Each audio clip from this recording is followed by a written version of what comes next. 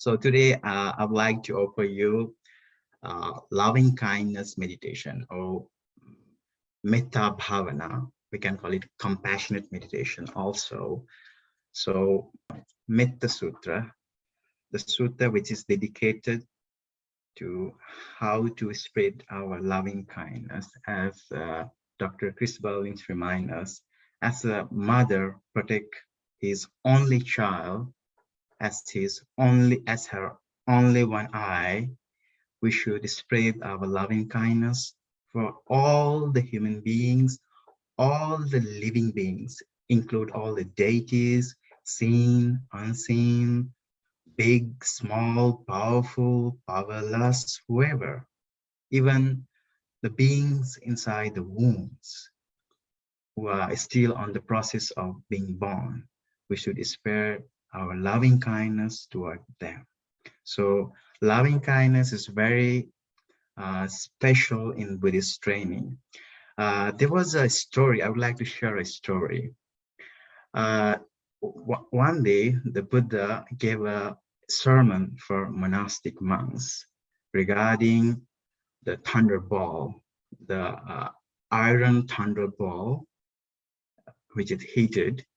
So Buddha was saying to the monastic monks who are not living according to the virtues, they are like having thunderballs, eating thunderballs, because we have to pay back as a karma. So if the monks are not virtue enough, so they are literally eating thunderballs, which is very heated and painful, and you have to pay back in next birth or this birth. So after a few time of this sermon, Buddha returned back to that area, and he saw the numbers of monks are getting few, and Buddha was surprised what happened to them. And Buddha came to know that many monks, they have disrobed, and even some has committed suicide, couldn't practice the monastic life virtually.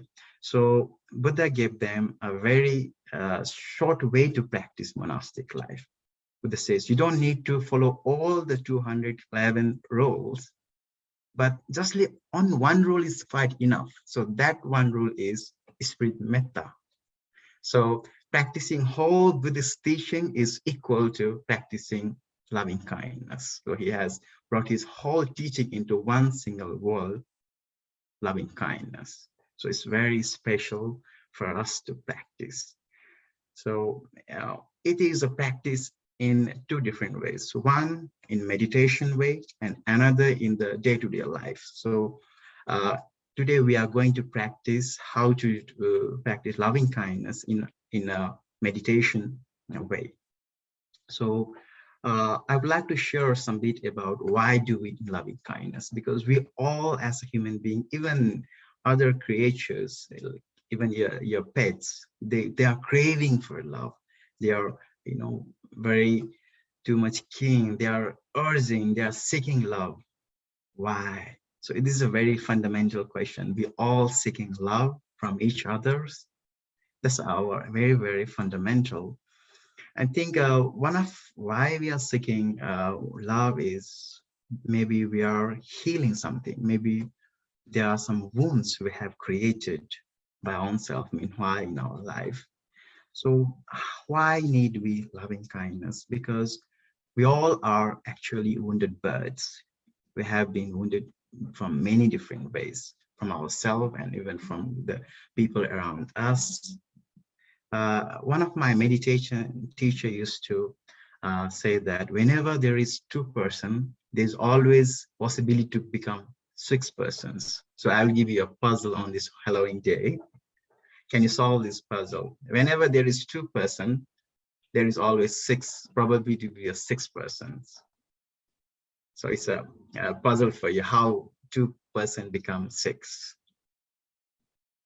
Because we as social beings, we cannot live alone, although we try to sometimes try to get isolated, but we cannot. As a social being, we have to be with the people, and there are a lot of research has been shown that we cannot tolerate fully isolation. We become mad. So I think even pandemic has taught us, how hardest for to be alone. So the relationship matter a lot, you know. I think there is one of the longest research is happening right now in Harvard is, I think you may heard about the what make people most happy. And I think it has started in somewhere in 40s, and still it's continuing. It's more than 70 years.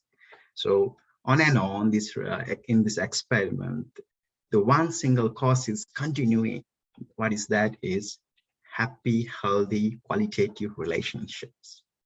So the loving kindness enhance our this healthy relationship. As I was saying before, whenever there is 2%, there's always probability to be a 6%. How?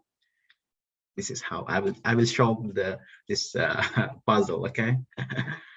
Whenever two people come, in our social life, we have always tendency to expect you should be like that, then only I will love you. We always, a small star condition apply. We love others applying conditions. You should be like that. You should behave in that. You should call me all the time. You'd cure me, come to see me. Then only I will love you. That's how we, love others. That's why there are a lot of relationship issues. So we expect a lot of things unrealistically. So there's one person who expects a lot from others. That happens in whatever relationship we are in.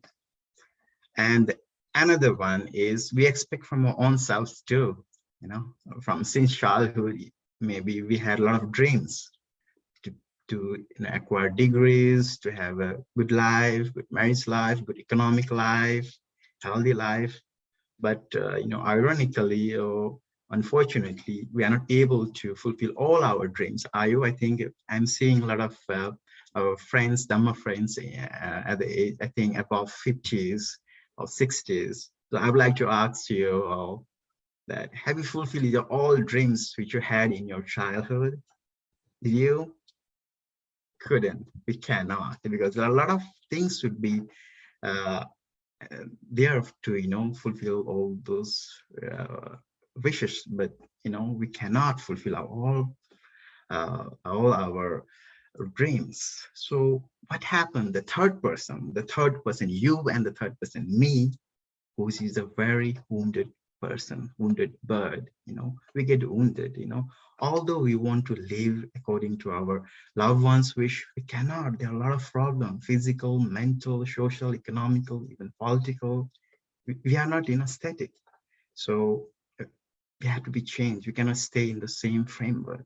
So we can, although we want to, we cannot. Even we couldn't be in our own framework. So what happened? The third person really get wounded. And there is another way of get wounded also, comparison. The Buddha says mana. So from morning to night, even in dreams, we are comparing.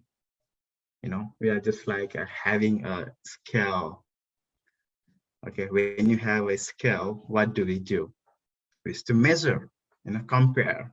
So whenever you are in Facebook or in any Instagram or social media, what do?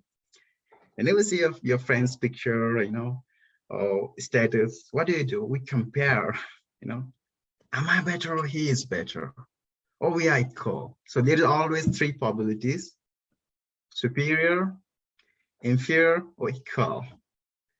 So we have to go ups, middle and down, ups and down, ups and downs. But what happened is, we hurt our own self comparing others, we always cannot be superior. So what happened? Meanwhile, we hurt our own self and we hurt our others' loved ones too. That's why this loving kindness meditation is very, very important. So Buddha says, before you love others, you should love your own self. We should accept your own self. So it's really hard, maybe loving someone may easy, but sometimes it's very hard to accept oneself.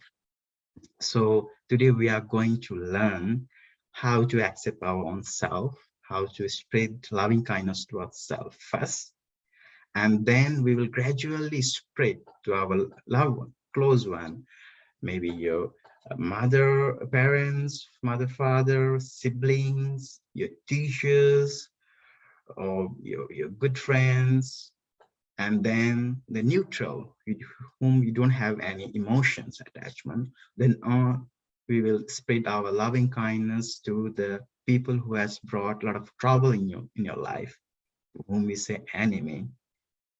Then we share all creatures, sentient beings around this globe, and even we don't know, maybe there are a lot of others planets where a lot of sentient beings. In Buddhism, we say there are more than 1,000 of galaxies which can habitat beings. So we spread our loving kindness towards all beings. Okay, so in this process, we have two ways of, before we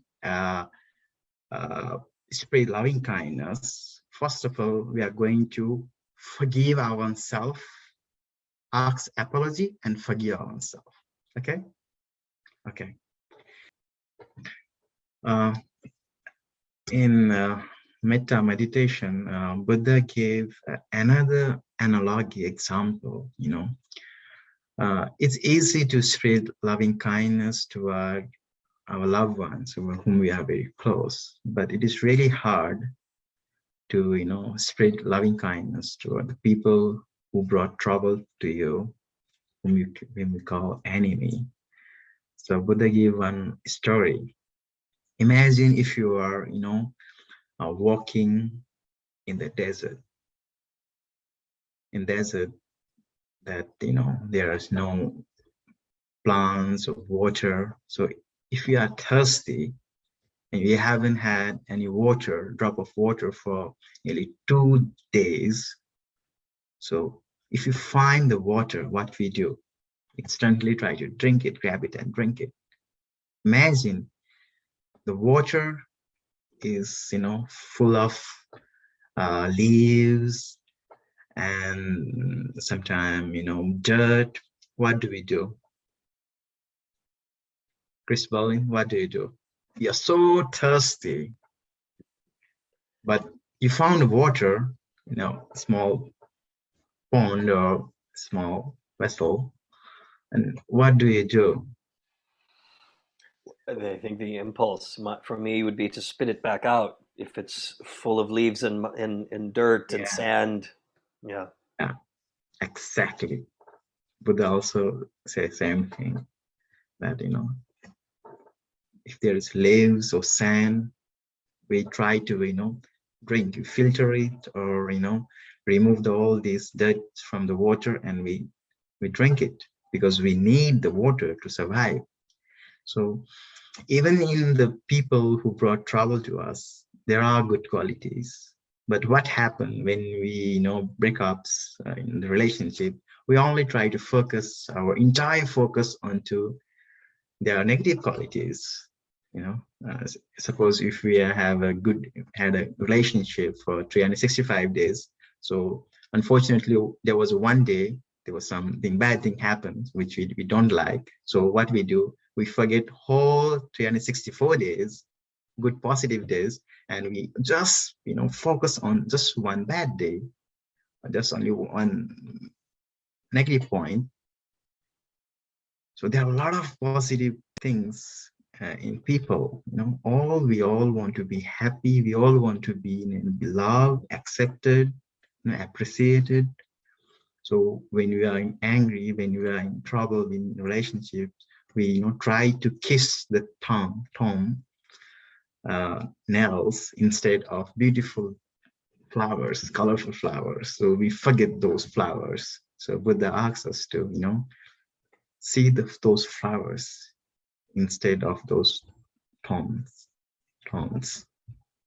So remove all the leaves, dirt, and drink the water of loving kindness, and you can heal yourself and you can heal others too. So it's not easy when you try gradually, when you practice in loving kindness in meditation, and then you can apply in your day-to-day life. So, through compassion. Compassion is the action of loving kindness. Loving kindness is mental, and compassion is very action oriented. So you go out of your compassion to help others. We have seen during this pandemic, yeah, people, health workers, security forces, there are a lot of people, they are dedicating for better life for others.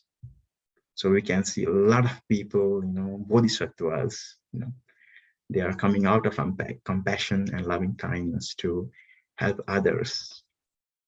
So yeah, in this way, we can practice our loving kindness. So when we think these positive vibes, we get blessing too. One of my teacher used to, I was very anxious student during exam. So one day I asked one of my psychology professor, what should I do? I'm very anxious. I'm very afraid in exam period. So my teacher told me, okay, then encourage others. What?